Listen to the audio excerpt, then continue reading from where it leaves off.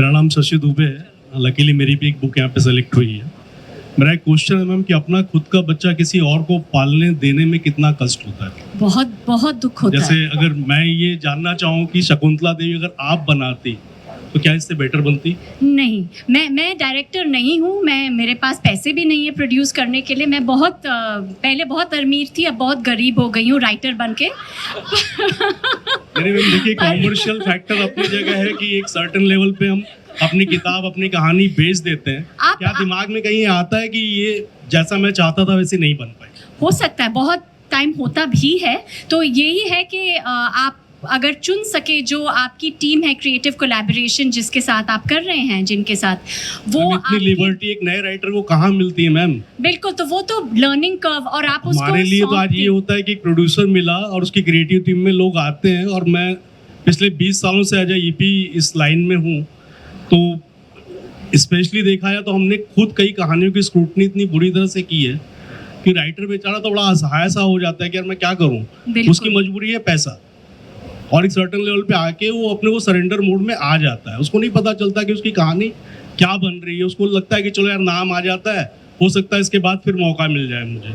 मैं शायद यहाँ बैठे हुए हर कोई आदमी मेरे से इससे रिलेट करेंगे, ये हर किसी की कहानी है। बिल्कुल। तो मैं ये जानना चाहता था कि बच्चा शायद मैं मेरा जितने पैशन से पालूंगा, जरूरी नहीं कि जतिन भाई पाल पाए।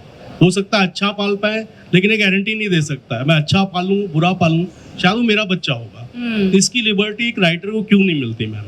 क्यों फिल्म अपनी खुद डायरेक्ट भी कर पाए? I think Atika would be the best person to answer this. I just want to say कि जो आप कह रहे हैं कि ये एक लर्निंग कर्व है और इससे सबको गुजरना पड़ता है, ये ज़रूर है कि ऐसा होता है। मगर मैं क्योंकि मेरे पास 15 साल का एक्सपीरियंस है और मेरे पास 8 पब्लिश्ड रिलीजेस हैं, और publish as in like releases हैं, और उसके अलावा कुछ 25 प्रोजेक्ट होंगे। क्योंकि एक्चुअली मैंने बहुत दम लगा के काम किया। आप बिल्कुल सही कह रहे हैं, पैसे के लिए बहुत काम करना पड़ता है, क्योंकि बॉम्बे में रहना बहुत मुश्किल है और बिना काम और पैसे के एक राइटर डिप्रेस फील करता है। तो ये सबसे मैं रिलेट करती हूँ। हैविंग सेड दैट, 15 साल के अंदर एक आई थिंक जवानी, अल्लड़ जवानी जब चली जाती है तो एक पर्सपेक्टिव डेवलप होता है, और स्पेशली पर्सपेक्टिव का काम ही यही है कि वो लॉन्ग डिस्टेंस में ही क्रिएट किया जा सकता है।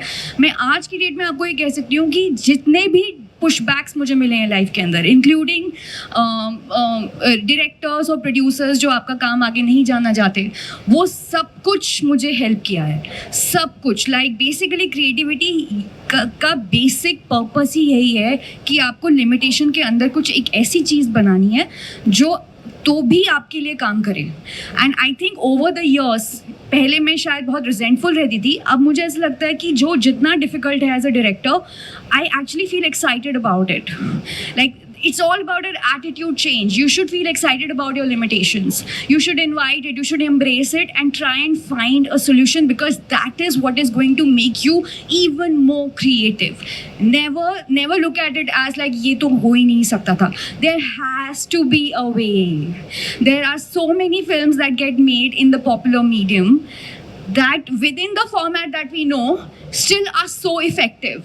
There is this one sequence in Rocky and Rani that leaps out at you and makes you cry. Look at that film, look at the format, look at how it's done. Look at Gangubai, the writer of Gangubai is here. There are moments that shine.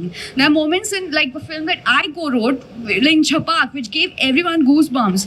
We all worked with definite pushbacks. We all were told exactly the things जो सारे standard exploitative methods और tactics हैं industry के अंदर।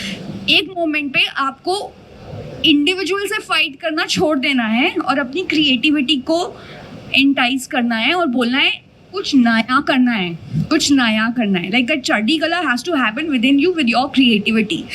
That is why in fact all of you I kind of an encouraging. I'm telling you, in Bombay, you will not get the chance that you're getting to have with three screenwriters in this room. Please ask craft-based questions. Do not please us. Do not kiss our ass. And do not don't do any of that. Ask questions based on craft. I, as a younger writer, never got opportunity to actually interact with other writers. And I know how important it is. Please. Hello. Thank you. देखिए, जो अभी आपने कहा कि writer बनने के बाद मैं गरीब हो गई हूँ, पहले अमीर थी, ये बात 30-40 साल पहले मान सकते थे। आज का राइटर लिखने के साथ ही साथ वो मार्केटिंग भी शुरू करता है। जैसे अमीश त्रिपाठी, चेतन भगत, ये लोग लिखने के साथ साथ मार्केटिंग शुरू की और आज बहुत पैसा कमा रहे हैं। कई जगह से प्लेटफॉर्म से रॉयल्टी आती है, और जब ऑथर सेलिब्रिटी हो जाता है तो उसको कॉलेजों में 5-5, 10-10 लाख रुपए दिए जाते हैं ये स्पीकर के रूप में। तो ये आज का युवा इस बात से निराश नहीं होगा कि आपने कहा मैं अमीर थी और गरीब हो गई, क्योंकि आज का युवा मैं तो बहुत पैसा कमा रहा है प्रैक्टिकल इससे। बात बता रही हूँ कि ये सब लोग अमीश त्रिपाठी नहीं बनेंगे। मैं बहुत प्रैक्टिकल बात बता रही हूँ, और अमीश और मैं दोनों एक ही इंस्टीट्यूट आईआईएम से हैं, और हमने दोनों एक ही करियर पाथ आईआईएम बैंकिंग और राइटिंग किया है। मैं यही बोल रही हूँ, अमीश ने भी अपनी जॉब तभी छोड़ी जब उसके पास रोज का पैसा, monthly expenditure saving. Exactly. I also, when I was with JP Morgan, when I had made enough money, then I said, now I can pursue my passion. Please don't come into it thinking it's going to pay the bills. And if you have to, then be ready to do whatever it takes to pay the bills, because it's not going to be easy. So I don't want to mollycoddle and tell you something wrong. It's the truth. You have to be ready for that. तो आपको प्रसिद्धि तो मिल ही रही है ना madam, जब आपने book बिल्कुल। तो लिखी। मेरा यही है कि your life is limited, what do you want to do with your life. तो अब मुझे क्या चाहिए? I have provided for my family in whatever way I could. Now I am going to live my dream till whatever years I have left. So this is the thing. आप सबकी अलग priority है। Madam मैं एक पूछना चाहूँगा, और यहाँ पे काफ़ी लेखक भी है। आज ये आर्टिफिशियल इंटेलिजेंस का जो खतरा आ रहा है, इजीली बुक लिखे जा रहे हैं, तो आपको क्या लग रहा है, ये खतरा है या आपकी क्रिएटिविटी के लिए चैलेंज है? क्या लग रहा है? मैं शेखर कपूर जी से मिली, वो मासूम 3 कर रहे हैं, और उन्होंने कहा मुझसे, मासूम 2 और 2 एंड उन्होंने कहा कि उन्होंने आर्टिफिशियल इंटेलिजेंस को बोला, या जो भी, मुझे ये सब समझ नहीं आता ज़्यादा, कि आप मेरे लिए प्लॉट लिखो मासूम का, चैट जीपीटी। तो chat GPT wrote the plot of Masoom 2, and after that he said it was such a good plot. So I said, are you going with that? He said no, because I could come up with a better plot.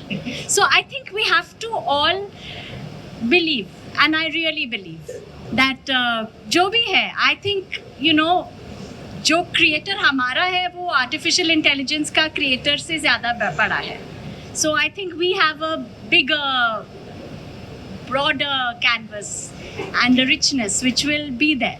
Totally in charge. When you look back at your writing, you're a writer, Rochelle. All of you who are writers in this room, most of you, do you know where that thought came from? A lot of time we don't. I think you just have to surrender. Sometimes just go with stream of consciousness. Just even the most foolish ideas, don't filter them. Let them go. And then see, you're going to stay with this screenplay or this book for 3 years or 2 years. Are you still interested by that? What you've written? Is it boring you? Throw it. Kill your darlings. Do you really want to revisit this thought every day? No? Change it. You have to really be excited.